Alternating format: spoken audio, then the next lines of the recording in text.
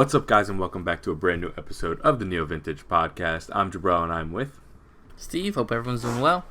And for you guys who have never seen this show before, we're just two guys that like to talk over the biggest stories in gaming, but we always like to start with what we've been playing. So, Steve, let me know what you've been playing. Yeah, a slight change up. I guess not really slight. Still playing everything I've mentioned in a few weeks, dabbling and stuff like that. I took small breaks. Really, was just had a lot of stuff going on. Rearranging the apartment and things like that. So, but I did have time to jump back into The World Ends With You. Obviously, we knew the sequel was coming out and stuff like that. So it was I wanted to replay. A lot of people are like us, where before you play that sequel, you want to get that replay of the first one. Difficult because I do have it on DS, the original copy, but that gameplay style with the double screen, with the D-pad and the swiping doesn't train. I don't know. It's just I wasn't ready to adjust my brain to play that style. So I did replay the remake on Switch, which I've had for a while. And that one, again, is just not the easiest way to play it because they just ported the iPad version, put it on Switch. So you have to play that game. I play everything handheld, but you have to play it all touchscreen. There is no button prompts and stuff like that. So I don't know if you ever messed with that. The final remix, it's got some weird name, of course, as we know with Square. They love their awkward names. It's like Final Remix Solo something like that. So I completed that because I wanted, right before I jumped into this to Neo, The World Ends With You, I wanted to refamiliarize myself with the characters, the themes. I know they're not super linked from what like the previews were saying, but it was a nice time. I still really enjoy The World Ends With You. I really feel bad that Square Enix kind of left it on DS for so long, then kind of just ported the Switch, ported the iPad version of the game right to Switch. I just don't think it does it justice, which is why I'm glad at least the anime is out for people who can't find a smooth way to play the first one. The anime is out, recaps the story really well. I rewatched that as well. As I was playing through, just to kind of get a full picture of it. To then obviously jump into the Neo, The World Ends With You, which takes place a few years after the first one.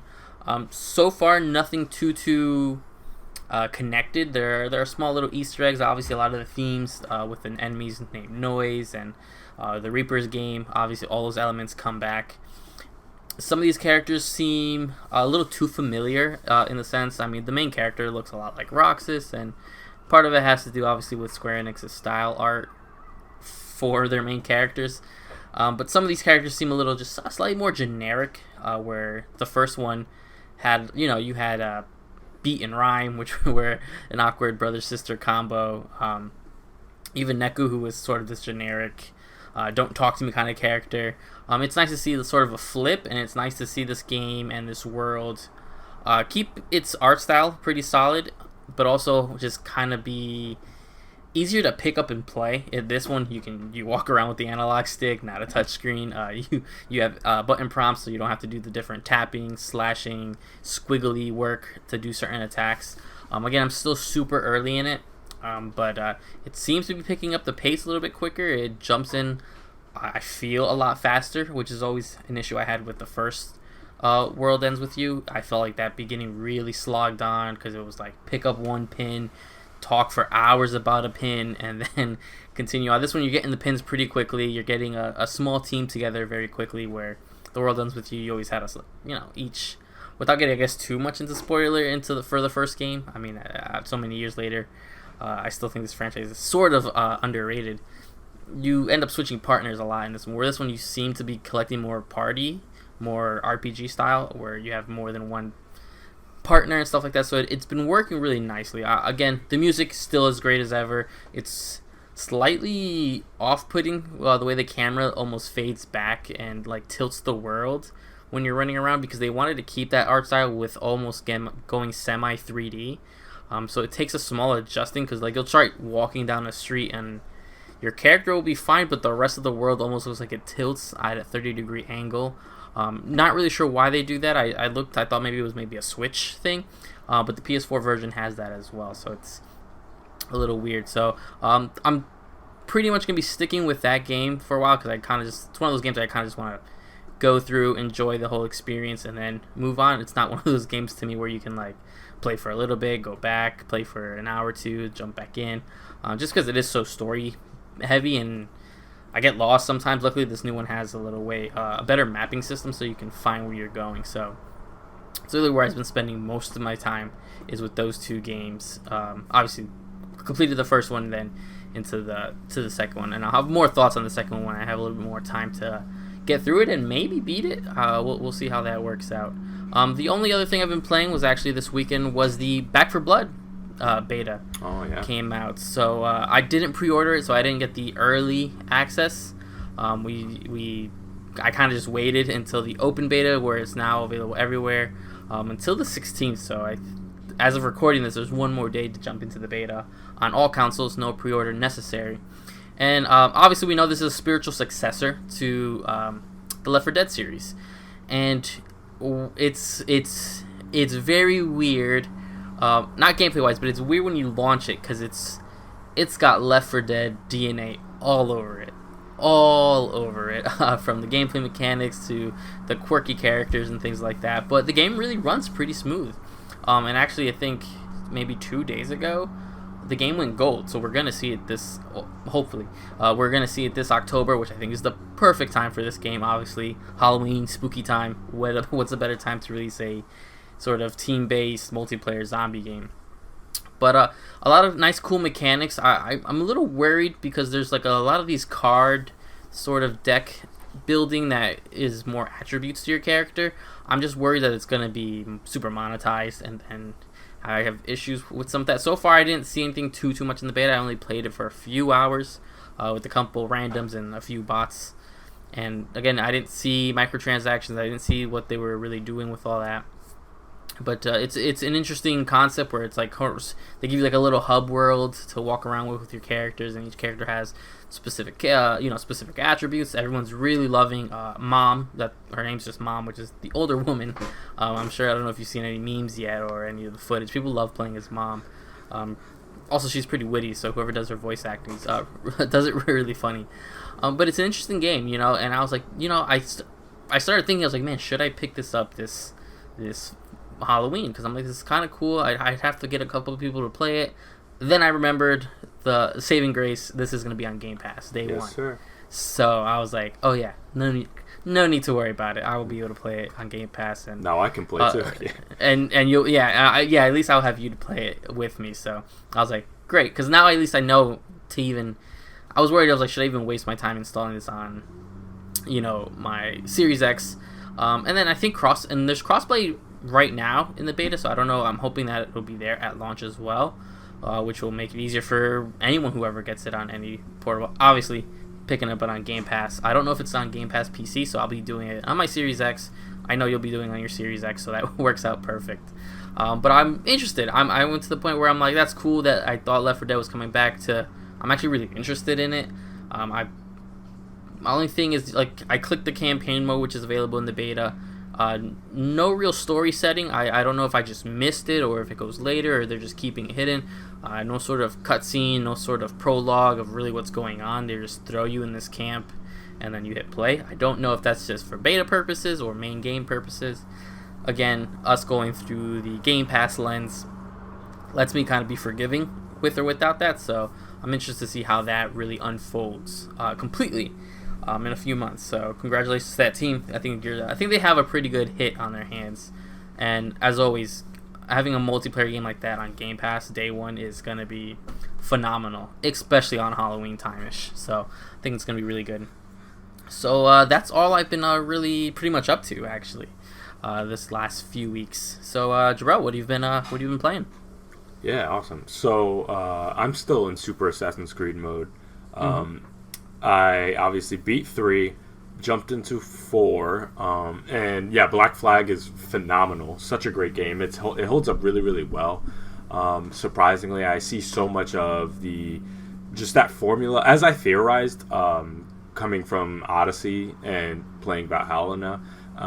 I see so much of that formula being established here in Black Flag. The assassinations feel a lot better. The parkour feels a lot better. The mission structure makes a lot more sense. The way you can kind of upgrade your character and your ship and stuff like that. All the systems, the UI is still a little funky, but for the most part, they fixed it quite well.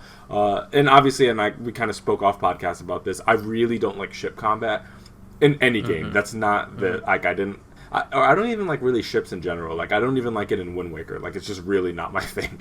So, obviously, it was getting tougher and tougher to play that game as it progressed, just because I really don't like the ship combat. And the way it's structured is the deeper you get into the game, the more reliant they are on ship. And so not only was it kind of traditional combat, but then they had missions where I had to do like stealth in a ship. And so eventually it kind of got to the point where it's like I can't do the ship thing anymore. And I was on sequence 7 out of 12, so there was about 5 sequences to go, and I really quick went on Reddit and I was like, I wanted to see like a rundown on what the rest of the game looks like, and it only gets like way more intense from there. And I was like, you know what, like I think I'd rather not frustrate myself, because I have a lot of stuff to play, and it was my progress through the game was getting slower and slower as I had to like grind things out, because I was having a lot more trouble with the ship stuff. So I was like, you know what, this might be like a good place to kind of just stop for now. But I still have almost nothing but positive things to say about it. It's one of those things where it's like it has a mechanic that I personally don't like, but it's not something I necessarily hold against the game, if that makes sense. And so coming straight off of that, I was like looking at my Assassin's Creed stack of games, and I was like, well, the next one up is Rogue. And I was like, well, I haven't heard like the best things about this. And from the one thing I've heard repeatedly about it is the fact that it's like not a carbon copy, but very similar to 4. And I was like, all right, I popped it in, and within maybe 5 minutes, I was in a massive ship battle. And I was like, all right. So I paused it, took the game right out, and I was like, you know what, we're going to wait for Unity, because that's still in the mail right now. So that's kind of that, but super positive on Black Flag. And also kind of perfect timing. Siege of Paris DLC came out for Valhalla. Yeah, I've been meaning to ask you about this. Yeah, so I beat that yesterday, so I was able to go in, play it, and kind of now I can give you my complete thoughts about that in my formal review. No spoilers or anything like that. But yeah, I think they did a very good job, as far as I'm concerned, in terms of the story expansion DLCs. They're 2 for 2. Wrath of Druids was really, really quality too, and so was Siege of Paris. It's not as robust as Ireland, the Ireland DLC, but they did a decent job offering a whole bunch of new things. You get a whole new country. It's not just one kind of like section or one city. You get all of France, and again, I say all of France in quotes, like a scaled down version, but similar to Ireland, maybe if a little bit smaller, including Paris and stuff like that. But yeah, you get all of Paris or all of France. You get a whole new mission line that is a decent length. A whole bunch of new characters, new raid locations, so new opportunities to gather more supplies for your main encampment. And on top of that, another male romance option, if you would like to take advantage of that. And because it's self-contained into France, you're free to kind of explore any kind of romances you want without really massive implications on what happens on your main kind of Ravensthorpe storyline. But yeah, I really, really had a good time with it. Got through this one a lot faster than Ireland, because Ireland had a kind of trade outpost system that kind of takes more time if you really want to dive into it. Where in France, for the most part, it's structured the same as England, where you kind of go there, they have different locations you can raid, gather more loot, they have the main story thing and some small missions on the side there, and for the most part that's it. Where Ireland kind of established some new systems.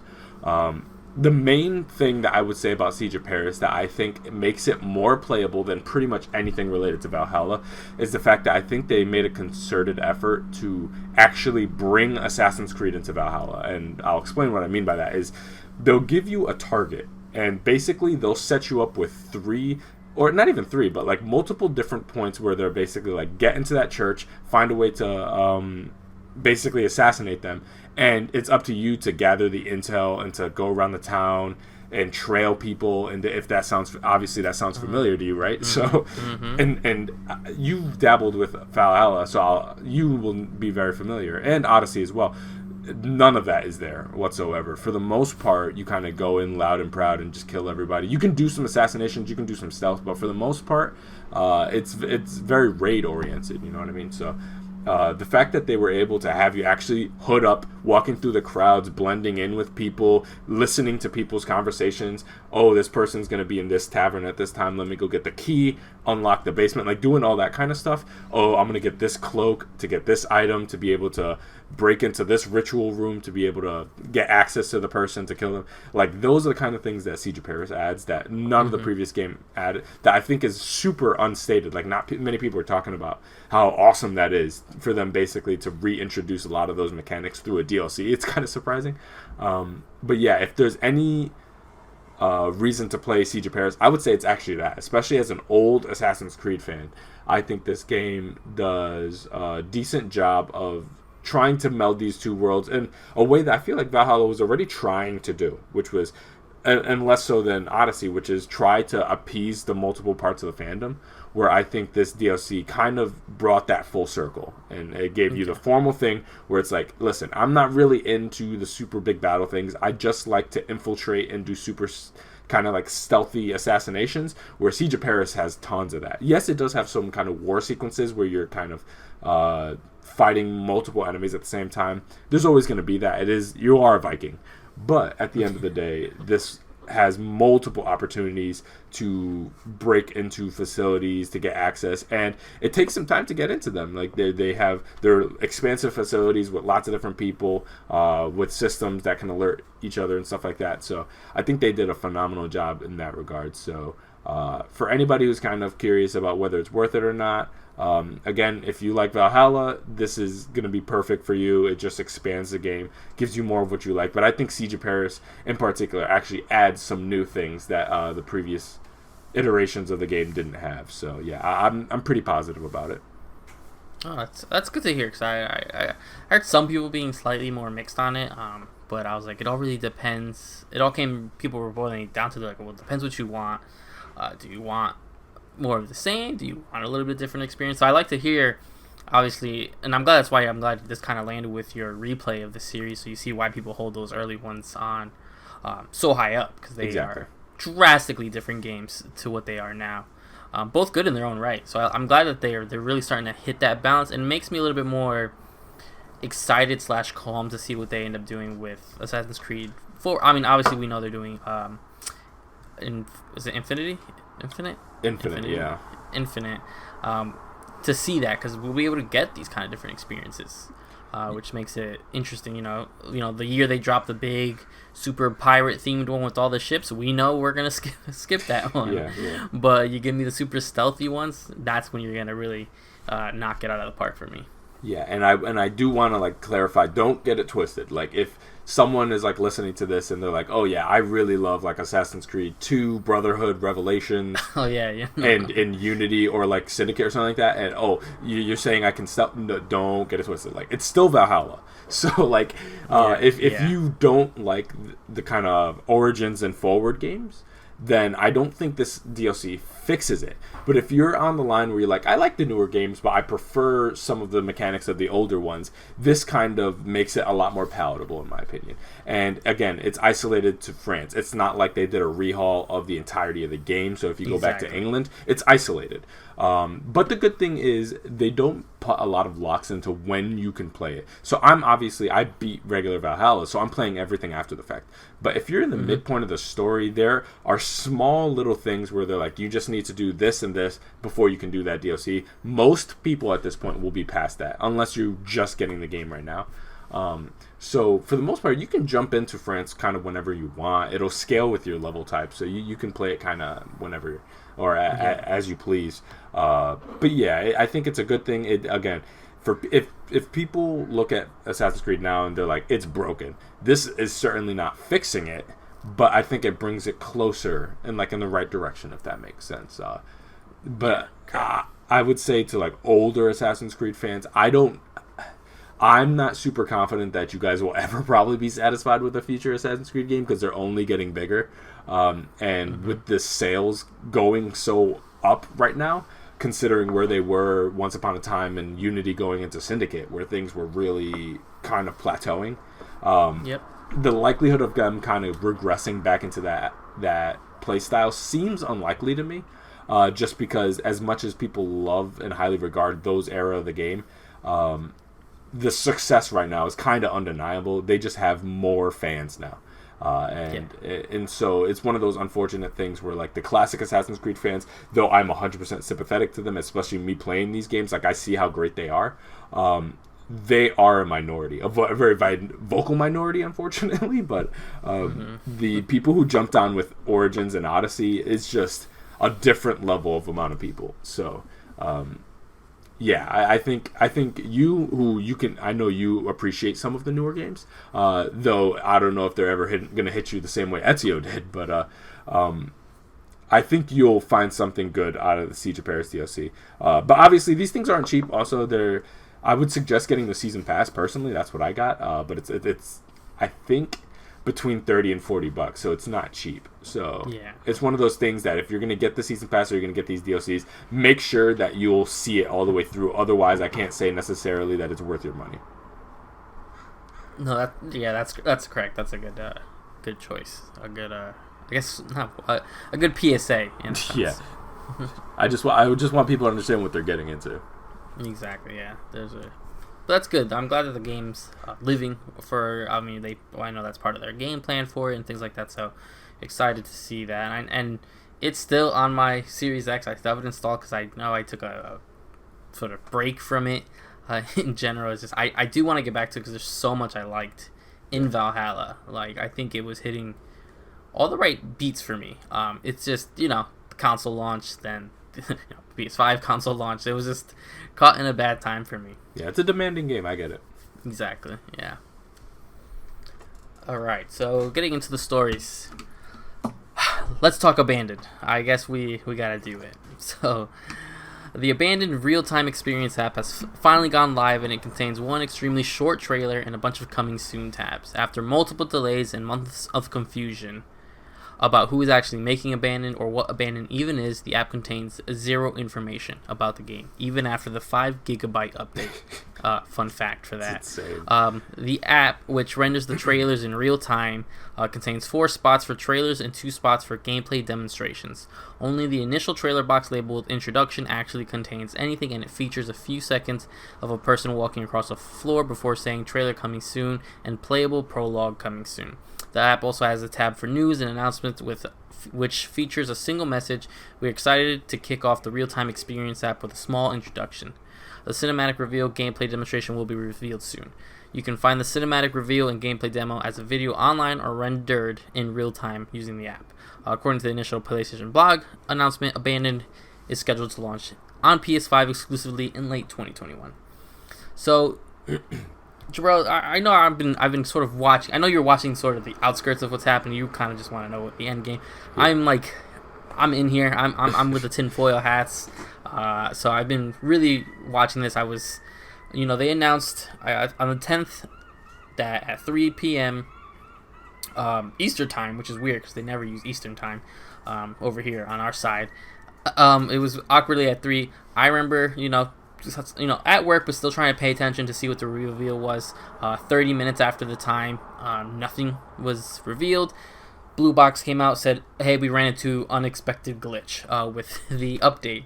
Update came to, and this is after they've already been they teased at I want to say 250. The trailer with the guy walking down the thing saying, "Are you guys ready?" Everyone's getting all hyped. Once the update did go live 2 days later. After a bunch of BS nonsense of their post on Twitter. After these 2 days, we got the app, and it was the exact same trailer they released. Now, I know a lot of people are thinking this whole thing is a scam and all this stuff. You gotta remember, from the consumer, they haven't taken anything from us. We'd have to pay for this app. The app is for free. Everyone's still being very quiet. It's just sort of still this overwhelming, confusing thing. The only thing, for the tinfoil hat peak of the week, they revealed the trailer where the guy's walking. It looks slightly low budget. I don't know if that's the word to use, but obviously it doesn't look like a full AAA high budget animation of a guy walking. It's just a guy, brown shoes, blue pants. You see him from the waist down walking on some wooden panels, like of a cabin or something. 2 seconds long, very short. The other trailer that they released, which is now on their YouTube, I think, or something like that, shows a lot of of the assets flips that they've been using from Unreal Engine and things like that, the forest and things like that. But there is a song playing in the background, which is a slowed down version. And I wish I wrote it down, but I lost it. The song, I forgot the song that's playing, but it's a slowed down song of a specific track. The only thing that is weird is the day before they released that, Kojima tweeted that exact same song on his MP3 player. I forgot what he uses, but whatever, his iPhone, let's say. The exact same track.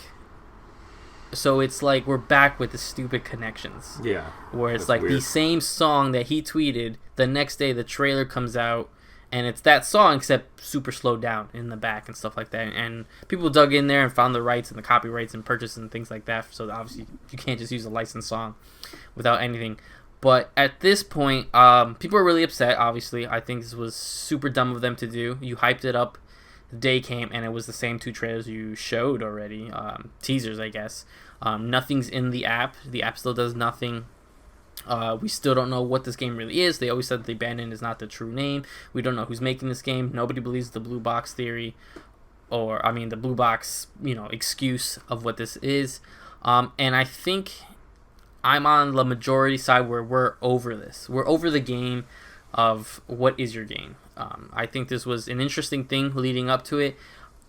I have to assume that, PlayStation has not said a word. They did not say a word about when the whole app fiasco happened, when the update never launched, when there was issues. The update went 2 days late compared to what he said. Hassan was never tweeting. Blue Box tweeted a few very generic issues. Oh, we ran into glitch of a graphic that didn't make the app work right, which was nonsense because there was no graphics that were shown, because that same video lived on Twitter. So it's a lot of confusing, but I think it's time where, if this game is supposed to be launching 2021 this fall, I think it's time to let's abandon this whole fiasco. Let's drop this whole charade. Show us what this game really is, who Blue Box really is, and who's really in charge of this, because I think you're overstaying your mysterious welcome, your mysterious experience, this little charade you're trying to pull on everyone, because I think it's hurting you more than ever. If this really, the only way this will all be worth it if it is a Silent Hill game, remake, or PT sort of thing. If it's not one of those things, and this is really just some indie game about... this is generic information to have if you go to the PS5 store. If it really is this generic, I think the guy's name is like John or Jason, wakes up in a forest to find out it's not really what he thought. Like, it's super generic. If this is what really Abandon is, then these guys are in a world of trouble, and the fan base is not going to be happy. So that's all I really have to say on my little rant here on Abandoned. I think it's way beyond stupid now. I think it went from this fun conspiracy to now you're just messing with people. There were so many people streaming on that day, reloading the app, checking for updates, and nothing happened, and you wasted everybody's time.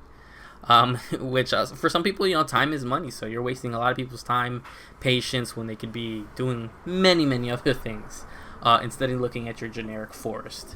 So yeah, that's all I gotta say about this Abandoned Blue Box Hassan story for now. Yeah, I don't know what the hell they're doing. I kind of just laughed because, again, I didn't have this app. I saw everything kind of like just watching videos and articles and Twitter and stuff like that. It's hilarious. But again, I hope for their sake that they're building towards something substantial, preferably obviously related to Kojima of some sort or something like that. Just because, again, this is a smaller team. There's obviously been a long thought out marketing plan, and if this all builds to something that is just kind of mid, and you have a profound amount of people who are just disappointed with you before your game even comes out, that's a lot of bad PR for a team of their size. Like, this is not Insomniac or Naughty Dog, where they're gonna have their haters and stuff like that, but they can brush it off because they have so many people who love them. Where, Blue Box is not established yet or anything like that, so kind of coming out of the gate with that kind of like negative goodwill, I could see being problematic. So obviously what they're trying to do here is to kind of create some hub system in the PlayStation to be able to drop their apps into, or their trailers into, and it's all kind of self-contained into one thing. And I guess they want to kind of melt, from what it seems like, they want kind of these live rendered trailers in conjunction with demos. So they're kind of trying to change the approach of the trailer system, which is cool, I guess, in theory. But so you got to show up. That's the thing. And if you're just gonna have somebody walking across the floor after all this, the delays and everything like that, I mean, that's by definition anticlimactic. It's kind of ridiculous at this point. So I figured, like, if you're going to show something, then show something. If you're going to introduce us and have us download this app with this kind of like robust thing and this amazing hardware, and you want to take advantage of it, take advantage of it. Don't just kind of just like tease people like that. It's kind of, it's again, it's stupid, to be honest with you at this point. It's stupid. So, and again, I'm not one of these people who are like, oh, you just gave us, a minute or something like that. Like, I'll take what you can get, but 5 seconds? Come on, man. Like, it's nothing. And so, it's one of those things where it's like, I felt like it's important for us to kind of talk about, because a lot of people are kind of talking about this, and they as of right now, Abandon has kind of existed as this kind of ethereal, weird thing in the background that we don't know what it is, and now they finally technically had something to show, like something, and it's kind of like a nothing burger. So it's one of those things that it's like, you got to treat Abandon like, it's just like, when you guys got something for me, let me know. But in the meantime, I can't give it too much mental space, because it's too much of a guessing game, too many unknown quantities at this point. And until I have like a clear picture of what they're even trying to do, let alone what they're actually doing, then I just can't really invest much into this. I have no clue. But again, I hope for their sake that Kojima has something to do with this, because if he doesn't, and again, as you said, some generic I'm walking into the forest simulator, oh no, they're screwed. Like I don't. And again, a lot of the consumers in the PlayStation ecosystem won't even know any of this is happening, because I think it is a little overstated how much the average consumer is like really combing through Twitter and IGN for the latest goings on in the video game industry. But I think a significant portion, not necessarily the majority, but a significant portion of the viewer base will get substantially turned off from this game if it doesn't have anything to do with them. Because, and it's strange to me, because it almost makes me feel like it has to, because at this point it's incredibly overt, obviously, and if they didn't have anything to do with it, I just don't see Sony not dropping a quick statement and being like, there's no confirmed connection between this game and Kojima or anything like that. Like, they've said nothing. Yeah, besides the PlayStation 5 announcement. Yes, silent about it. That's very uncharacteristic of them. They're very protective of their marketing specifically. Everybody, each of these game publishers have their quirks. So like Nintendo's obviously like super protective of their IP. Sony always likes to craft the narrative, you know what I mean, and set people up so they know exactly what they're getting and stuff like that. And if any publisher, like if I came out and was making a game that like had some kind of fungus covered zombie and somebody stabbing them in the head and then cut away really quick, obviously that's invoking imagery from Last of Us. And if let's say my game had nothing to do with that, and I had a first party Sony deal, but I was playing around with those zombie themes all the time. I have like rustic kind of country guitars in the background, and everybody's like, "Is this Last of Us 3? Is this something?" And then exactly. I won't say anything, or maybe I'm playing cage about it. Oh, maybe Neil Druckmann's got something to do, or maybe not. Like, how fast Sony would be like, absolutely not, we're not doing that. So, because, again, it's like, you're not going to have the fans pissed at us. So it makes me think, like, it has to have something to do. Maybe Kojima's not making this, but maybe he has something to do with that. Maybe his protege or something like that's working on this game. I don't know. He has something to do with this game. He has to. Yeah, it's kind of to the point where I'm just like, and just when we finally start thinking, like, the gap is growing between the theories and stuff like that, and again, you had that trailer, you had the music connection. I'm like, well, I mean, I just don't get it. In a world that this is not anything, I don't know what Hassan thinks he's doing. And I gotta blame him, because he's the only person we know exists on this team. Sure. So he's the one who's gonna take the bulk of it if this really does all fall apart. And I hope it doesn't. I hope this is one crazy marketing scheme for something.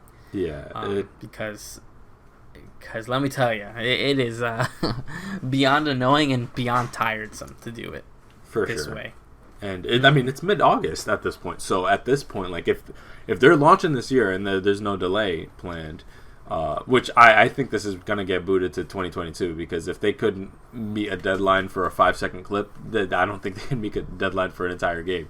Yep. But if this is coming out, they need to show something by September. I mean, for a December launch, you want at least a month to a month and a half, of a turnaround to get people excited for the game. I would hope. That's my guess, unless they want to play it super close. But that's what I'm. You gotta be. And we'll talk about it later. Call of Duty's cutting it close. Yeah, very close. Very close. I can only imagine if you want to release something this fall, it's time to get off the pot, because it's time to reveal it, because you need some, any game needs, its trailers, its build up, its slight sort of momentum, and this needs something. This needs some fresher breath air in there, because the taste is in everyone's mouth is really bad right now. Yeah, I would say probably the latest point they would realistically launch, if it comes out this year, would be about this time in December, like December 15th-ish. You don't want to launch that close to Christmas. If you're making it super close to Christmas, most of them just boot it into 2022 anyways and have like a January, February launch. So if they can't hit December 15th, let's say, and then to hit December 15th, they need to start the marketing, I would imagine, at the very least by September 1st, like to start showing people like in a state of play, like, and stuff like that. Maybe logo in September, synopsis in September, who's directing it, what this game is, and then maybe spend October actually showing gameplay, and then they can make a really, and then kind of build hype. It would be cutting it close, but again, it's cutting it close for the scale that I guess we're imagining. But if this is a smaller game, I guess you could have a month turnaround or something like that. But I would imagine they'd want to use as much time as possible. So, and the fact that a formal trailer hasn't come out yet is a bit concerning. So, I don't think this makes 2021 at all. But yeah, if Horizon got bumped, they're getting bumped. That's how I see it. All right, so we can move on to the second story, and this one's speaking of delays. This is a very interesting one. So this is a console I followed for it feels like 2 years now at this point, 2 years, quite a while. And this is something I kind of brought to the show mostly through E3, I think was the first time, or maybe we talked about it loosely before that point. But we haven't talked about the Amico a bunch, and it's a very, very divisive conversation, specifically in the retro gaming community, where I've seen, I wouldn't say a 50-50 split, but it seems to be people who are like super passionate about it, and then people who are confused of its even existence and who are not fond of it at all. There's constant battles about it back and forth. If you go, there's people from like the CU podcast, like Pat Contry and stuff like that, who like hate what is going on with the Amico, and they're constantly feuding with the Intellivision CEO Tommy Tallarico. There's people who are super passionate about it, and so this is it's a very divisive console because they're trying to do something in their estimation that is kind of a hole in the industry, this kind of family-friendly, only exclusive, fun party game, family game thing.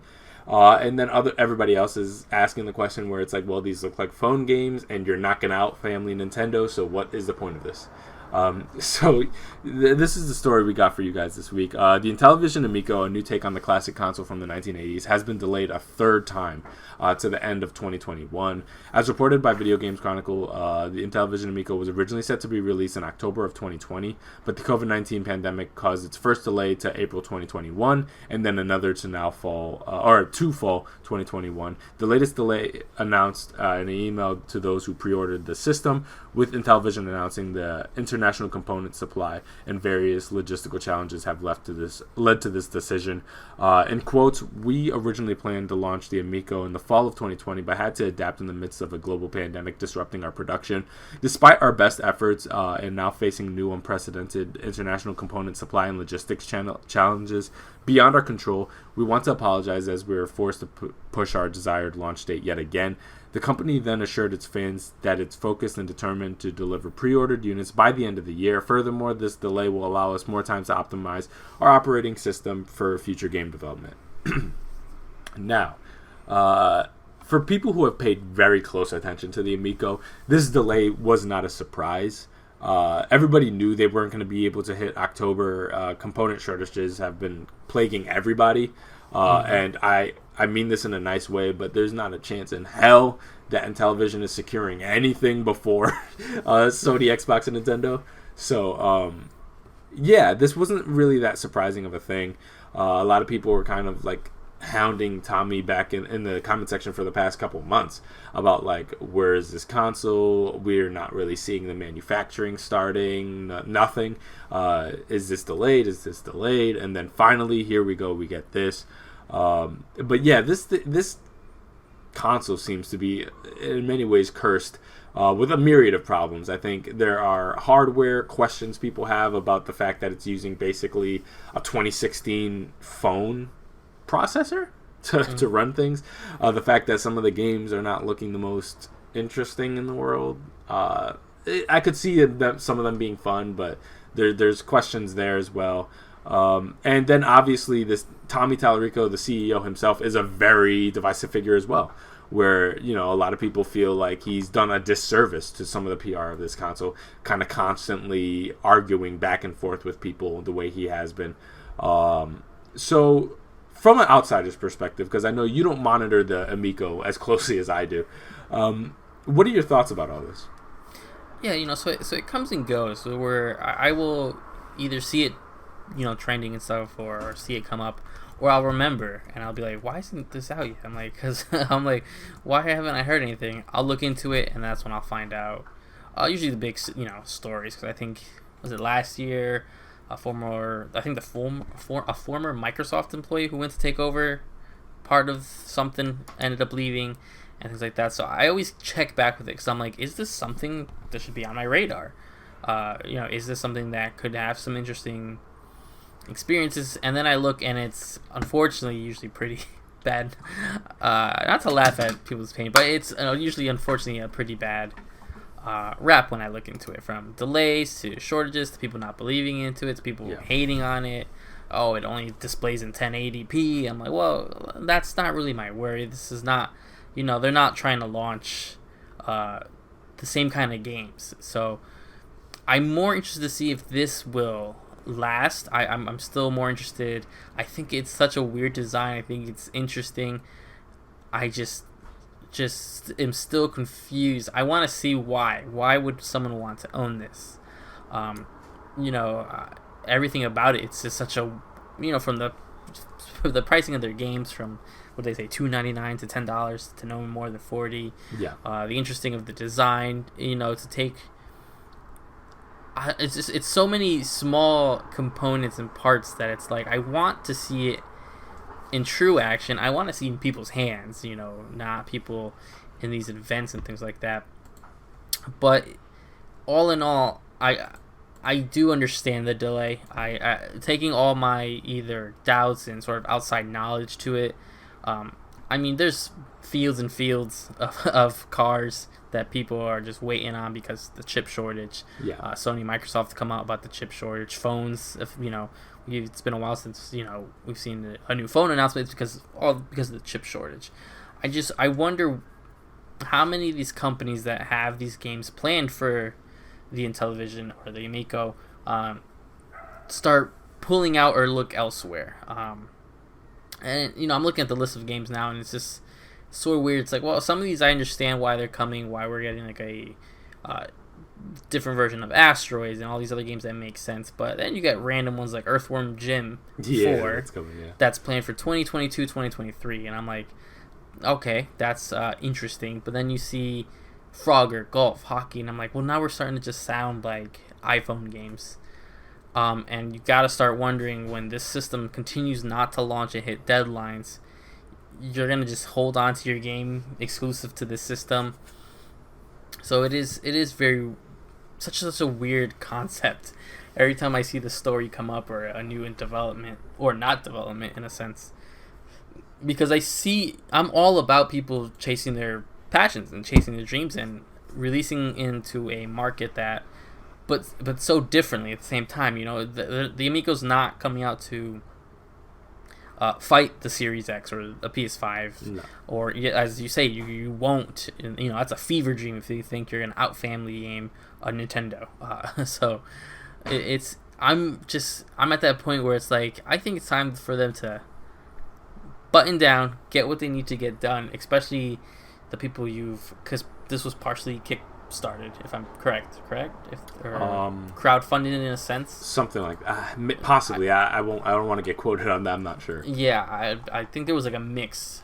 So you have people who may have already handed you money, so it's time you have to start delivering and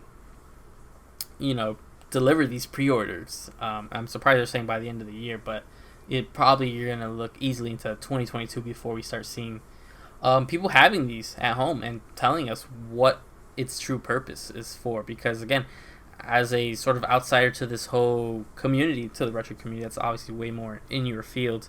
I'm just like, well, until you have something to really show us, or you have people who can unbox it and show me why, in a world of all these technologies, this is something I would want to purchase, then it's gonna be hitting. You're gonna be swinging at nothing, because especially nowadays, money's not something I can just throw around, Exactly. especially to play some of these games. Yeah, I think the price is sitting at about $250 right now, and it's interesting. I'm so fascinated by the design of this console, and I know it has like some pretty significant latency issues that they need to iron out right now. So I could see the delay also kind of helping them in that regard. Now, keep in mind, this is not something they're formally acknowledging. Keep in mind, a lot of what we know about the Amico is actually due to an Ars Technica spec leak that came out, or not. It wasn't even a leak, really. It was information that was enclosed online that they didn't do their due diligence to conceal.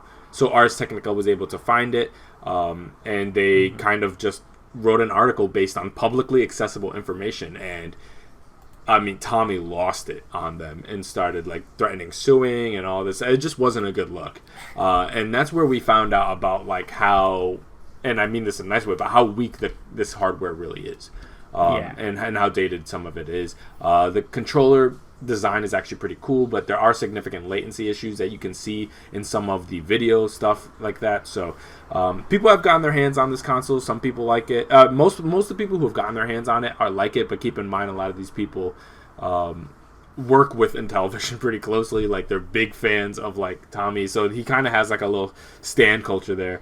Not to dismiss all of their opinions, it's just worth consideration. And it's one of those things where it's like, I'm so intrigued by this console. Now, don't get it twisted. I think this is going to flop, and I think it's going to flop really hard. And I don't think there's necessarily any difference between this, the VCS, Ouya. I mean, it's going to make it farther than the Coleco Chameleon or whatever that never even saw the light of day. Yeah. So at least this is going to come out, and people are going to have their hands on it. I don't think it's a do well. I do want one, and I do want one really bad, just like I want a VCS, because I think it's going to be a very fascinating kind of part of gaming history. It's the reason why I have a Stadia right above my cabinet right there. You can see it in the camera. And why probably I want a Luna. Like, there are lots of these gaming things that are going to come in, and I don't think are going to probably stick around, but they're kind of fascinating little chapters here, and I think the Amico is going to be a very fascinating chapter for sure, for just Intellivision in general. But this is the complete opposite of the kind of talk you want before a console comes out. Like, it's been anything short of disastrous. So I think they're going to be able to move some units of this. There's people who already have their pre-orders in. I think the price is entirely too much and stuff like that. But yeah, I wouldn't mind getting my hands on one of this if the price was right. If I can get one for like 100 to 150, I could see kind of just being like, screw it, and I'll just pick one up. And I could see some of these games being kind of fun for sure. But some of these other ones, cause this is Evil Knievel game. Like, I'm not. I can't, man. But yeah, I just wanted to kind of bring that up to give us a chance to kind of talk about that. No, absolutely. kind of bring people up to speed about the current status of the Amico. At some point, the VCS is out right now, so like things can happen. Like that consoles come out. And so I'll let you guys know if I'm able to get my hands on one of these. But it seems like for right now, I would imagine every console that they're able to produce is probably going into the hands of a backer right now, or a pre-order person. Or a pre-order. So it's going to be a very long time before you can kind of just either pop on their website or pop on Amazon or GameStop or something like that and just pick one up. I think it's going to be some time before that's going to happen, if that ever happens. Because again, consoles like this, usually they'll produce what they can produce.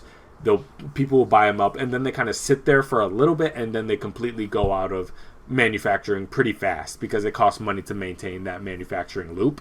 And then they kind of just vaporize and go into the reselling market as kind of like a weird gaming commodity. So if you have any interest in the Amico as kind of just a morbid curiosity like me, keep a close eye out and move the moment you get the chance to. Because if you sleep on it, you're probably never going to be able to get one even remotely close to MSRP. No, absolutely. Yeah, it'll be jump on it when you can, for sure. Yeah, it's like try to get a new Ouya right now. Just try. It's not cheap. Could barely get a used one. I've looked every once in a while. Yeah, because I want one too. Yeah. All right. So hopefully we get some. I mean, I'm sure you'll keep us updated, good or bad. When it comes to Amico. But moving on to the next story, which is actually some exciting stuff. I know I'm super excited. I know you are too, because this is a series you love. A new report claims that a Grand Theft Auto Remastered Trilogy is on the way for multiple platforms, including the Nintendo Switch, and it's reportedly due out this fall. The news comes by way of Kotaku, which reports that it has learned from sources that Rockstar's Games is remastering GTA 3, Vice City, and San Andreas, the PS2 trilogy.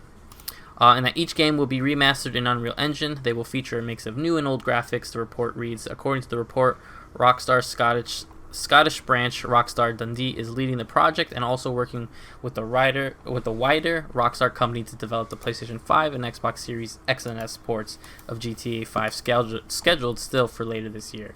One of Kotaku's sources told the publication that they saw footage of the remasters running and that the graphics reminded them of a heavily modded version of a classic GTA game. The UI is being remastered for each game too, although the classic style and design of each will remain the same. According to Kotaku, these titles are hoping to stay true to the PS2 era GTA games as much as possible. So this is actually something that I know has been kind of tossed around for a while. I know we did get sometimes a few ports and stuff like that, but a full remastered trilogy. Obviously, we're not talking ground from up remaster. I know this is going to be more of a. I hate them even using the word remaster. I think this is probably going to be more of an HD remaster. Makes more sense, fixing fonts, fixing some blurs and things like that. But I think this is great. I think I'm surprised it's taken us this long to even get this, especially when there was that time where I feel like everything was getting an HD cleanup remastered. I'm super surprised like we're just getting this. Excited to see this on pretty much on all platforms. I mean, this would be the first time a true GTA game got released on a Nintendo console, if you don't count the DS game, Chinatown Wars. So it'd be, for history purposes, I think that'd be great. We see that Nintendo's a little bit more okay with getting some of these more hardcore M-rated games, and you don't get any more hardcore than that GTA, especially those original. I know they're not the original 3, but they're like the original 3 to what we know GTA to be. Obviously, GTA 1 and 2 are something way different. Super excited to see this. I wonder, what pricing looks like, what bundling looks like. When I saw, Switches, I'm assuming they'll probably split them up or let you buy them all in a package. But I'm wondering how much work's really going into this, how much effort is going into this. Rockstar Lady doesn't really like to do things cheap, as we know. I mean, they like to support games for a long time. They like the games to be in complete packages. They delayed GTA 5 for a long time. They delayed Red Dead, I think, was a year late from the original timing. So I wonder how much work's really going to be in, because I mean this trilogy of games is sacred to people. Like they say, there's people who believe like these are, and that is GTA, and it makes sense. And I have a lot of fond memories of these three games, just because I definitely should have been playing them when I was. especially growing up where I grew up with my parents and stuff. So it's exciting. So what do you think? I know you're super into the GTA, and I know you have a fondness for these three specifically. So what do you think of these rumors? Basically, almost confirmed. Yeah, I mean, if true, I think this is awesome. It's also kind of interesting because these games are readily accessible on current consoles. Yeah. They did all the PS2 to PS4 stuff, and obviously PS4 games are backwards compatible. So I've already bought all three of these games on PS4, so they're playable on PS5.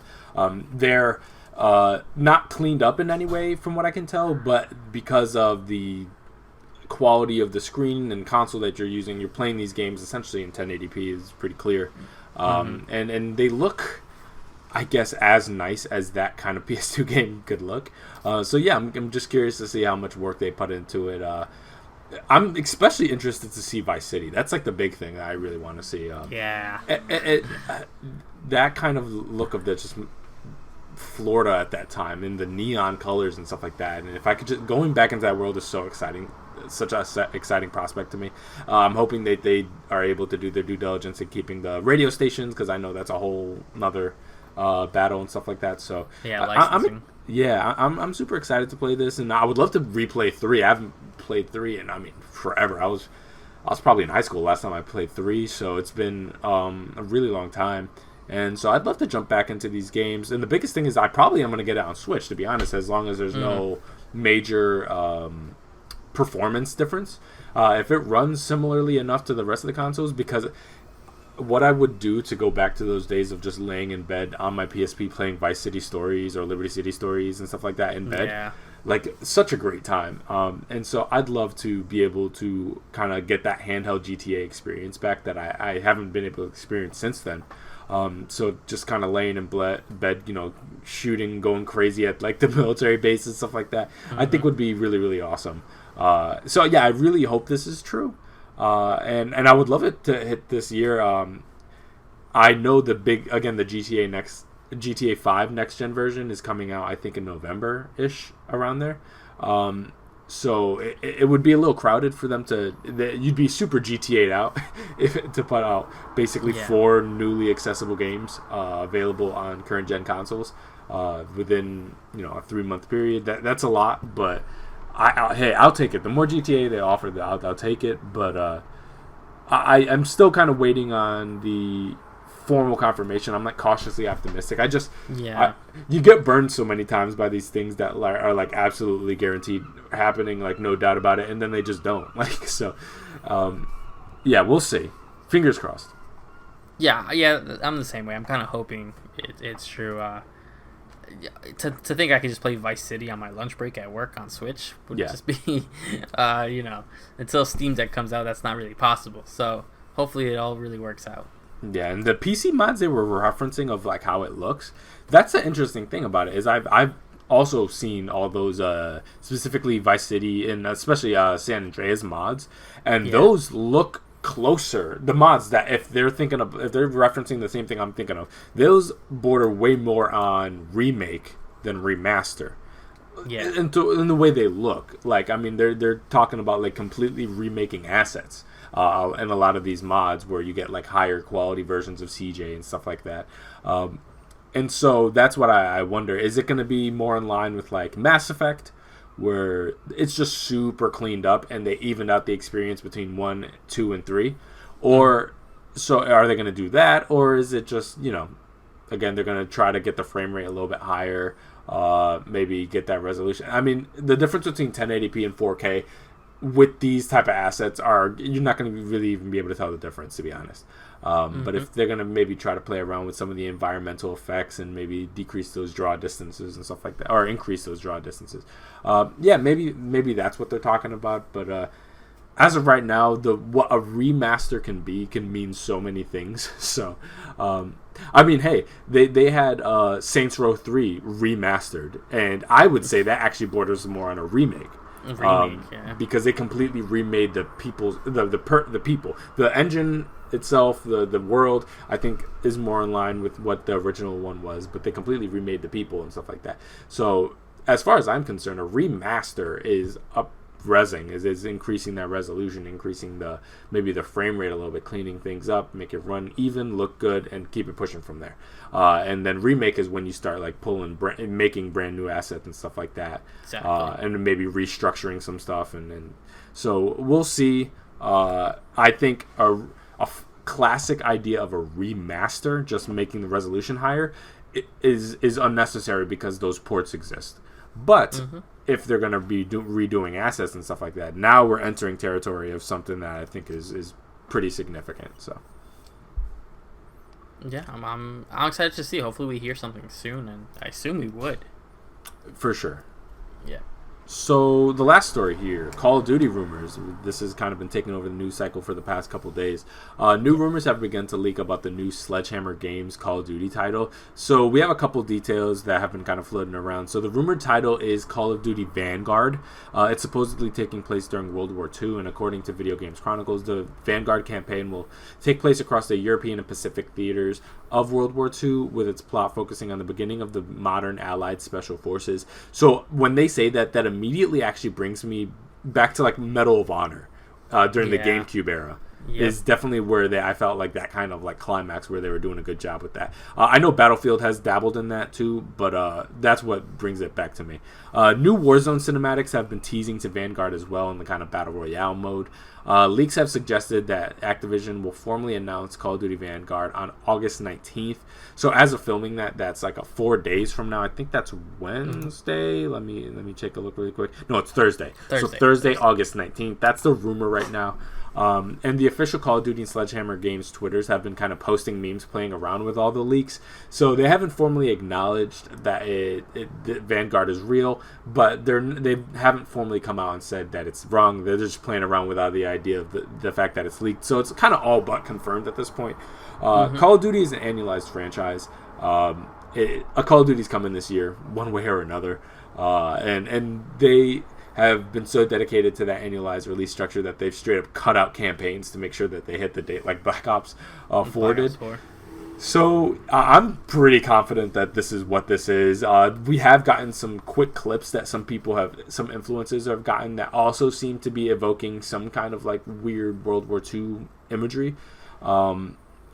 It's interesting for them to be going to World War II so soon, considering the fact that Call of Duty World War II wasn't that long ago. It was less than 5 years ago. And I quite liked that game. So I like when they go back to World War II. I like Modern Warfare. I just don't like the futuristic stuff. So for me personally, anytime whether it's World War II, I think they should maybe try Nam at some point, or the Korean War. Gulf War would be cool too. Modern Warfare. I like all that stuff personally. As long as there's a campaign that I can kind of play around with, I'm cool with, and I'm willing to give it a shot. What do you think about this? No, yeah, I think it's really interesting. I'm surprised. We've known for a while that this game, especially earlier this year, had so many issues. So we saw that they had to bring Treyarch back. Even though Treyarch just went with Black Ops Cold War, Correct. They had to bring them over to help Sledgehammer and things like that. So it worries me a little bit, especially since the new Call of Duty is almost always announced in May. That's always been a thing. In May, they tease it, show it, whatever. GameStop gets the poster board, something. As of right now, it's August 15th, and we are just getting. Vanguard's been the code name. Obviously, we've seen the leaked digital deluxe edition bundles and the poster boards for the beta. PlayStation's gonna have an exclusive beta timing and things like that. So obviously, unless it's all faked, Call of Duty Vanguard is what it's called. Definitely. The leaks kind of line up. There is a rumored PlayStation State of Play for August 19th exactly. So, and we all know that since the PS4 generation, Call of Duty and PlayStation have been hand in hand. That's just been a known thing. So August 19th starts to seem more accurate. If you are planning to release this Call of Duty this year, which you're obviously going to release Call of Duty this year, it's time to show this. I do think it's an interesting way that they've been teasing it in Warzone, which is actually if you complete it and when the helicopter comes, I don't know if you play that much Warzone, but I've never played it in my life. All right, when you win, if your team wins, a helicopter will come and get you guys. Okay. And so they're scaling back into the helicopter. The last person on the rope will get sniped, and then the camera pans and it's a woman sniper in World War II outfit. Yeah, that's the video I saw. Yeah. Yeah, and she reloads and cocks her gun one shot, which I think, despite what anyone thinks, I think that is the dopest thing to start teasing this. I think that is amazing. You don't announce it and just people started noticing it. I think that's super cool. I think that's fantastic. So I love that. Unfortunately, yeah, all the other stuff has leaked and things like that. So I'm super excited. I just hope that I think this annual Call of Duty thing is obviously starting to take a toll on the team. Activision Blizzard is in kind of a rough space right now, publicly and stuff like that. I know this is almost different branches. They're gonna probably really push the whole Sledgehammer made this, not the Activision name. So I'm just excited to hopefully get a good game. Unfortunately, when I did get Call of Duty Cold War on PS5, I don't know if it was just my copy, just the game did not work. Crashed my system a few times, and I it did that to mine too. It worked, but it crashed my system. It's the only one to ever crash my PS5 that bad, other than Cyberpunk. Yeah, and then I couldn't also just the multiplayer didn't work for me. I reinstalled it, uninstalled it. The loadout screen would never go away on my thing, so I never got to even play that. Not even the campaign. I ended up just getting rid of the game because I was worried what it was gonna do to my PS5. So I'm hoping we get a nice full package and good game. My only worry is I saw some of not the leaks, but like the leaked artwork where it's like, cross-generation bundle, and that kind of stuff worries me. Because it's like, well, is this game gonna work well on here, or should I just get a PS4 version and not worry about it? But we'll see. I mean, the Call of Duty, I'm all for. It is strange that they're doing World War II. I feel quickly. I'm in that same boat, especially but it might work out in its advantage. I mean, you have Battlefields coming back with a Modern Warfare take. You have Halo coming this year, tentatively coming this year. Yeah. With the super futuristic stuff, you got things like Splitgate popping off. So maybe having that different time era will work in their favor, and I hope so. I would like every game to sell like crazy. But I think if you can, this is going to be the same price as Battlefield, and if you can at least say we have a campaign, we have multiplayers, and I think they've announced that there's going to be zombies in here, done by Treyarch, kind of tacked on some reason. Really weird stuff. Now you got 3 legs to stand on when Battlefield's like, well, we have multiplayer, and that's it. Because that already, just having a campaign makes this, almost a for sure buy for us, where we're not really looking at Battlefield, you and I, because that's straight multiplayer. And why even buy that for multiplayer when essentially you can get Halo's multiplayer is going to be free to play? So there's a lot of things going for it, and I'm excited to see what this really looks like. Especially what themes they're playing with, what battles they're playing with, the fact they're going, Pacific, European. I'm really curious to see that, because the big thing when Call of Duty, when they go back in the past, is usually getting those accurate battles and themes correct. Yeah, and it just makes me wonder what could you possibly do in World War II that hasn't, we've gotten 20 years of just World War II games, and specifically World War II shooters, over and over and over again. We have multiple franchises doing. Battlefield was doing it. Call of Duty did it. Medal of Honor did it before them. And so eventually you got to ask yourself, and again, we've seen Europe done, we've seen Pacific done. So to be honest, for me, I'm way more inclined to get interested in something like a Wolfenstein that has alternate history of World War II than your kind of traditional World War II shooter. Just because, again, I just have to ask, what is Vanguard gonna do that these previous games haven't done? Exactly. Yeah, that's true. What possibly could they do at this point? We've seen the Pacific Theater multiple times, and it's more fun. If I have to storm Normandy again, I swear. But so I could appreciate them trying to do something else and have me fighting, kind of like island hopping, fighting the Nazis out there. I think it could be fun. I'm gonna get it. I'm gonna play the campaign. I'm sure the campaign will be fun. I just wonder, why go back to World War II in this way again, unless they're gonna do something different and play around with it. And that's why, as much as people gave them hate for that, I appreciated what Battlefield was doing when they went back to World War II, where they really did play around with some of the themes. They made it colorful, over the top. They had some protagonists there that people were like, that's not historically accurate, and they're like, it's a video game. So moments like that where I'm like, realism, we got the most realistic World War II game with Call of Duty World War II. I mean, I walked through a concentration camp. Like I don't know what much more you can do other than that. So I'm curious to see what Vanguard does to kind of differentiate itself from all the previous ones. Because even in just Call of Duty, you got Call of Duty 1, 2, 3, World at War, World War II. These are all World War II games within one franchise. That's just Call of Duty. So I'm sure it's going to be good. I'm sure it's going to be fun. I'm just honestly super curious to see what they even can do at this point. But I have faith in them. I like Sledgehammer. I think they've done some good stuff. I'm obviously not rocking with Activision right now, so I'm it's going to be one of those things. I'm going to see where they're at when this game comes out and see, if anything's been rectified or not. Because I am strongly, I'm strongly weighing that in terms of. But as of right now, I can't get this game. But we'll see what happens when this game actually comes out. Yeah, same. Okay, so I guess we can move into the loose topic, and this is going to be a fun one. So it's been about 9 months since the PlayStation 5 and Xbox Series X have come out. So I figured it couldn't hurt to kind of do a little bit of a follow-up, see how we're feeling now, because the last time I think, really talked about it was much closer to the launch of these consoles. And then we talk about things as they come out, but we haven't really taken a look back at not just so much of the games, but the consoles themselves, how they've aged, and what our thoughts are now, 9 months removed. And I would love to do this again closer to November as a formal year follow-up. So this is kind of like part one of a discussion that we can do. So if you'd like to hear our in-depth thoughts, go back to our episodes around November.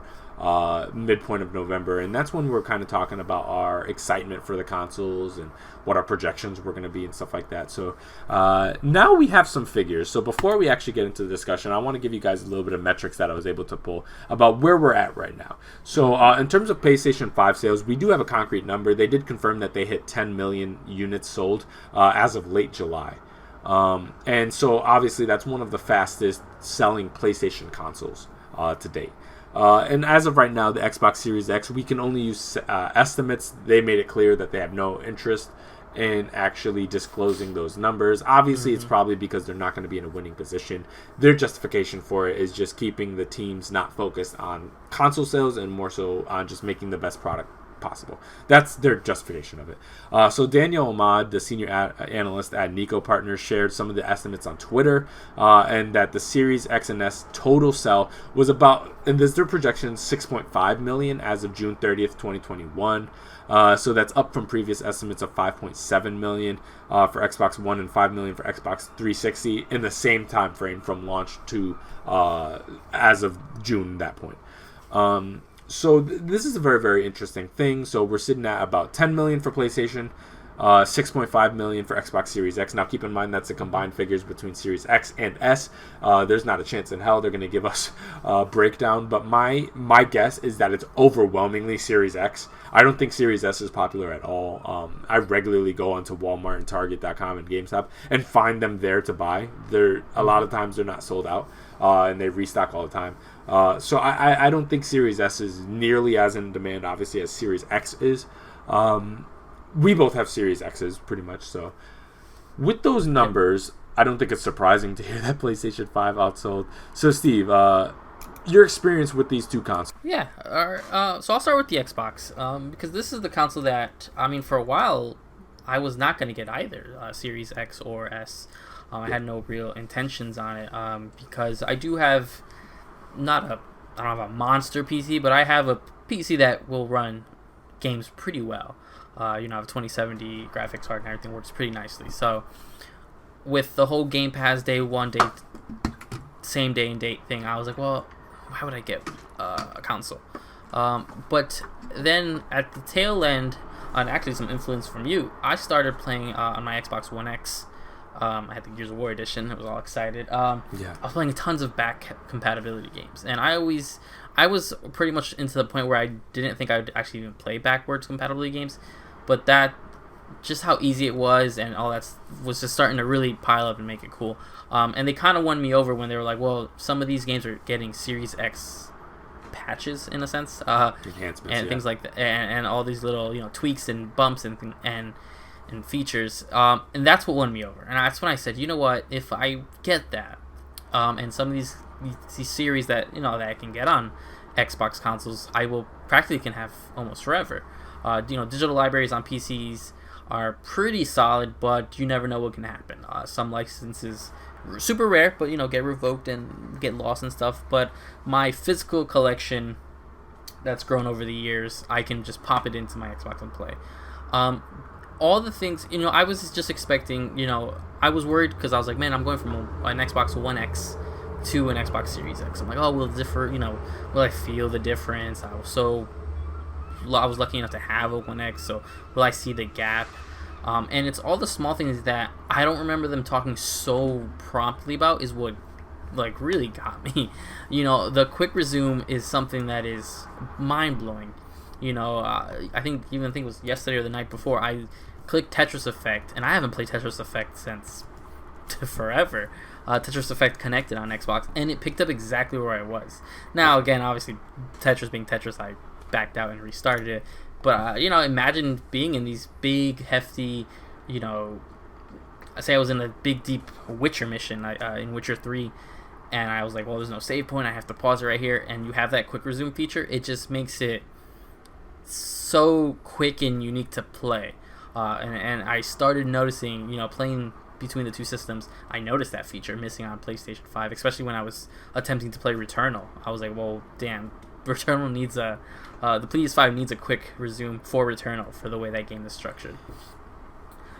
So it all really comes down to that, and the fact that Microsoft doubled, tripled, quadrupled down on the services. They're saying, listen, with this one box, you're gonna have not only all these streaming apps, HBO and all that stuff that work pretty well, but between that and having Game Pass, I always felt like in the know. I felt like they were catering.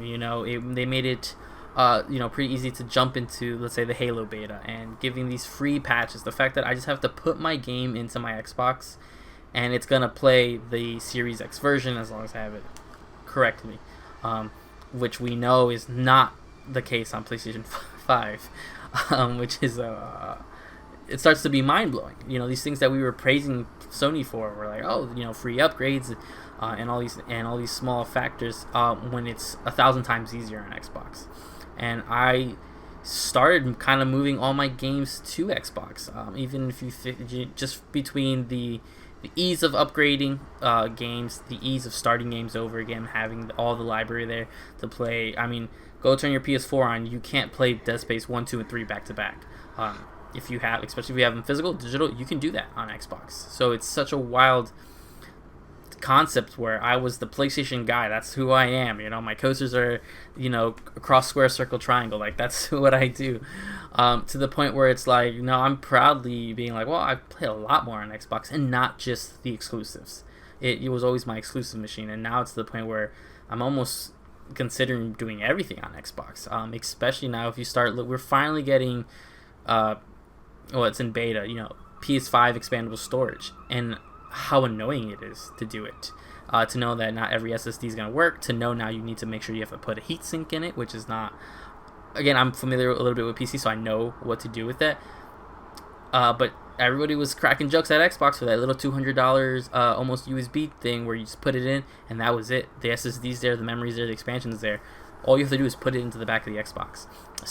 For PS5, you gotta take the clamshell off, flip in the right aspect, slide the thing up, take the screw off, make sure you have a compatible SSD with the right amount of storage, with the right heat sink screwed in properly, put the plates back on, and then hope for the best. And it's the fact that Xbox has been overly consumer friendly, where I just know how quickly to do everything is what won me. Really put the Xbox, I would say, on par with PlayStation. Because we all know what the Xbox One generation was. They were lacking dearly, and I'm glad that I know they're still lacking in sales number. PS5 came off trailblazing with the PS4 numbers, but I'm more and more proud to be a day one adopter of the Xbox Series X, because I think they put their work in and they knew they had to close that gap. And I think console to console, feature to feature, Xbox even edges out PlayStation a little bit. I thought for sure we're still in the first year of current gen, next gen, however you want to phrase it. I thought for sure my Xbox would end up collecting dust, and I'll be honest, I've probably played in total way more on my Xbox than I did on my PlayStation 5. So it's which is something I would have never thought I would say, but it's just they did it right. So encapsulating that first 9-month wrap up, I think Xbox is miles ahead of what they were doing last generation, and if they stick on this trajectory, they're only going to get more and more success, which I'm super excited to see. Yeah, definitely. Obviously, you know that I love my Xbox. Mm-hmm. We're both pretty agnostic. I know you are definitely like the PlayStation guy. Last gen, so was I. I came into this generation kind of cool with both because I jumped into the Xbox ecosystem late. So I missed a lot of the terrible Kinect era. Like I didn't get the VCR Xbox. So I jumped in with the nice Xbox One S, like the nice sleek white one. It's beautiful. And so I jumped in kind of what I would say is like the golden age of the Xbox One in comparative. I'm joking, but where things were a lot better. And so I came in pretty positive on Xbox, and I think they've maintained a lot of that momentum for me. Xbox still has the same issues that it had when it launched, in my opinion, where it's just I don't feel like there's a lot coming out of Xbox game studios to play on my Xbox. So I want that Halo, I want that new Gears, but Forza's on the horizon. Like things are coming. So I'm very, very happy with my Xbox. Now, obviously, I'm a big backwards compatibility guy. I'm always playing old games. So when some people are like, who wants to play old games, blah, blah, I'm one of those gamers. Now I know a lot of people don't. But I'm one of those guys. It means a lot to me, and I'm constantly reaching back and pulling things back from the Xbox and Xbox 360 era, Xbox One. I was playing Dragon Age not too long ago. Now I'm playing through all the Assassin's Creeds, and it's such an easy process. I literally go onto my shelf. I grabbed Assassin's Creed 2, Ezio on the cover, threw the disc in there, and it just loads, and it's fine. And I download it and I play, and it plays well. And I just love that seamless experience. And that's all I ever wanted. Now, yes, I want those new experiences from Xbox, but they've just masterfully done the backwards compatibility process.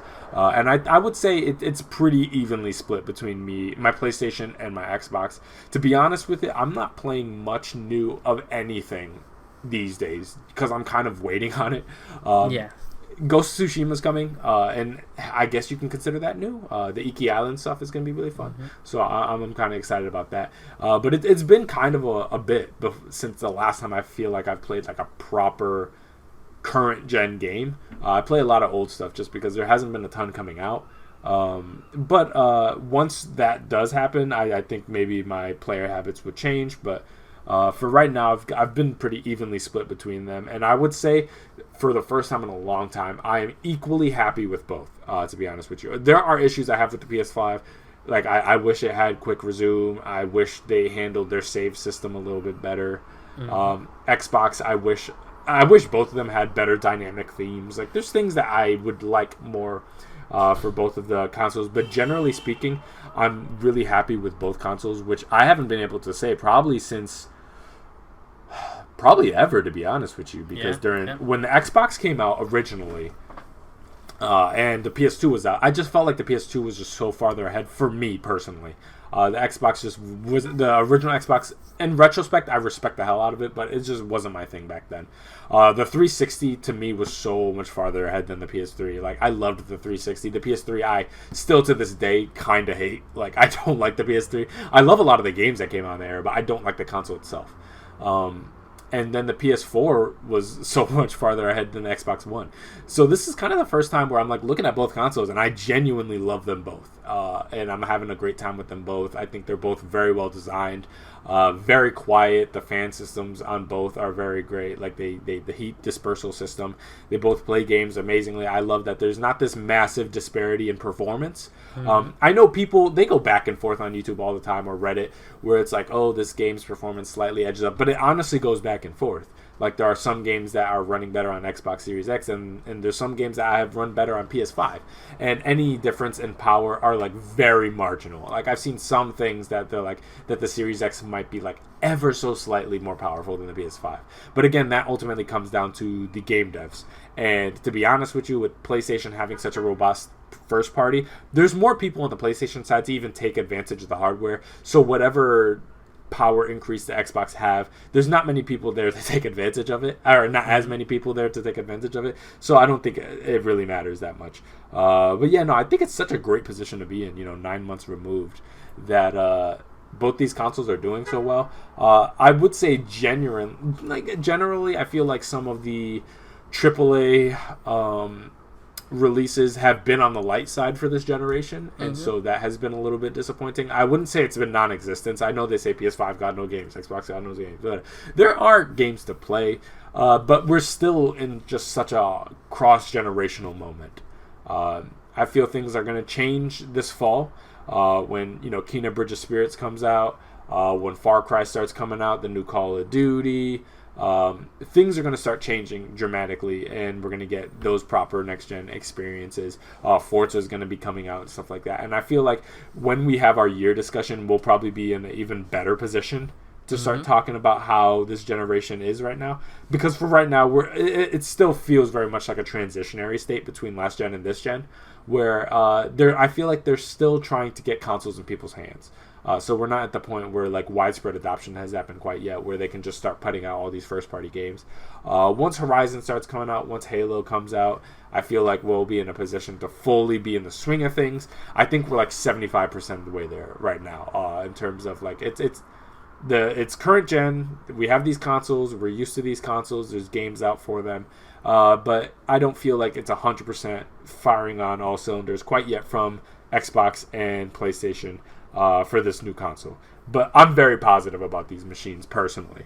And I love this kind of 1-2 punch where the PlayStation UI I just love so much, and just booting up these games, and I play like Call of Duty on it every once in a while and stuff like that, and it's just or Miles Morales, and these games are just gorgeous, and they run so well. And then when I want to play my last gen games, it's so easy on Xbox. And again, the quick resume feature is amazing, and there are limitations to it. I found ways to break it multiple times because I play that much Xbox, where like for some reason, and don't ask me to explain why, but the Xbox will confuse two games of the same franchise with their quick resumes, and I don't know why. Where, for example, if I have a quick resume in Valhalla, sometimes it'll like close it if I start playing Assassin's Creed 3. And I don't know why. It like almost reads like the one Assassin's Creed thing. So I'm still trying to get down to like whether that's changing accounts or changing games, or like what's going on there. I'm doing my investigations.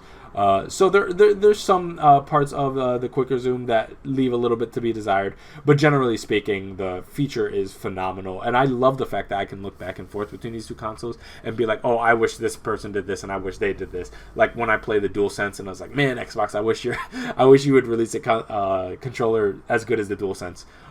Because it just feels so good in the hand, especially when the haptic feedback of like games that actually take advantage of it. There's not a ton, but when they do, it's amazing. And then I play Xbox sometimes, and I'm like, man, I wish PlayStation had quick resume, and sometimes I do wish they kind of. I respect how far Xbox has come with their UI and where they were at one point. With the Xbox One UI, I still feel like it can use a little work. So sometimes I'm on PlayStation, and I'm just like, I just like this UI a lot better. And I don't think either of them are perfect. Don't get it twisted. Personally, I love the PS4 UI. That's like my thing. That's like my favorite one. The cross-media bar I got used to, but I don't know if I necessarily love it. I was just really used to it. Because between that and the PSP, I spent, hundreds and hundreds of hours in that UI, so I'm just used to that. But I would say the PS4 hit a nice like sweet spot, and especially with the foldering system and stuff like that. And I feel like the PS5 could use a little bit of that. But generally speaking, I think this is a good generation. We're still not in the full swing of things, so I feel like I can't properly judge it quite yet. But I love the fact that I think these consoles are on parity with one another. I think PlayStation probably on paper edges it out because of the first-party support is just more present. The fact that we've gotten Miles Morales and stuff like that to kind of differentiate it. Xbox hasn't... I can't say they hasn't hit it because Xbox Game Studio has had output so far on this generation, but it hasn't been the heavy hitters quite yet. But eventually, and I know we sound like you and I sound like a broken record. It's like one day we're gonna have the first parties, actually doing their thing. It's coming. One day it's coming, and I'm really excited for that day. No, yeah, so am I. We're still in this sort of COVID fallout of, a lot of these people lost a year, got pushed a year. Yeah. So we will see it coming. I think this fall again will be, as long as everyone starts striking. If Horizon really is delayed, I hope Sony has something. I know Kino, they have Bridge of Spirits. I think they would hopefully need one more thing, or they have to really rely on third party. Yeah, Kino's not going to hold it down by itself. Because Xbox, they'll have Forza and Halo, which I know that's the joke. Xbox only has Gears, Forza, and Halo, but those games are fantastic, and they're really good games. I think we're about to get some of the best ever, especially with Halo. This would be the big Halo in such a long time. Again, free to play and everything like that. So I think once we do, because I think we did like a 3-month update, now we're doing a 9-month, and obviously when we do our year review, I think it's going to be interesting. So I think we're gonna have finally some experiences that actually feel quote unquote next gen, because a lot of those big hits on PS5 were cross gen and things like that. So we're gonna have an interesting discussion in a few months. Exactly, and it's going to be funny where it's like it's only 3 months from now, but the amount of games that we'll be able to play in that time to actually take advantage of the hardware is pretty exciting. And we'll also have like Death Stranding Director's Cut, so we'll actually also get a glimpse as to what PS4 onto PS5 ports look like from the first party. So that's going to be really exciting because we got stuff like Last of Us and stuff like that last gen, seeing from PS3 to PS4 and what the PS4 could do in there. So I think that's a great litmus test also to kind of within a year show you what last gen can do and what current gen can do. Exactly. And those are the most exciting thing, because sometimes you'll get those quick ports or those cross-gen games that come out both, but then there are the times where like a year and a half later you'll get the next-gen version of it that you can kind of directly compare. And so we're going to also have that. So not only are there going to be first-party games, but we're going to have examples of Ghost of Tsushima and Death Stranding running on PS5 hardware and what those differences are and what this machine can actually really do. Yeah, natively. That'll be interesting. That's very true. Yeah, so that it's going to be a really exciting time, and that's why I'm so excited for the Q4 of this year. And I'm just hoping and praying that Halo makes it, because if Halo doesn't make it, it's going to leave Xbox extremely vulnerable in terms of actually being able to take part in the Game Awards or take part in some of those conversations. Because Forza, phenomenal game, but it's a racer. So racer, I think, has broad appeal, but not across the board mainstream appeal. Like, not everybody likes racing games, and in terms of racing games that everybody likes, you'd need something like a Midnight Club, I think, something more stylized and more of a simulation, you know what I mean? So I'm excited for it. I think we got exciting times coming for us, and I'm looking forward to it. Yeah, same here. So that's the show for you guys this week. We'll be back in 2 weeks with a whole bunch of news stories for you guys, and things are going to be ramping up, and hopefully we'll have more stuff to talk to you guys for. But at that point, we're going to be close to September, and that's the chaos period. So where I'm like cautious, I'm like excited, but I'm like nervous at the same time, because September to December is always absolute chaos. Yeah, broke October. So it's like RIP my bank account, but it's going to be a really fun time for the podcast, and I hope you guys are looking forward to it. Yeah. So till next time, this is the NeoVintage podcast. I'm Jabril, and I'm here with Steve. Hope you guys enjoyed. And we'll see you guys in 2 weeks.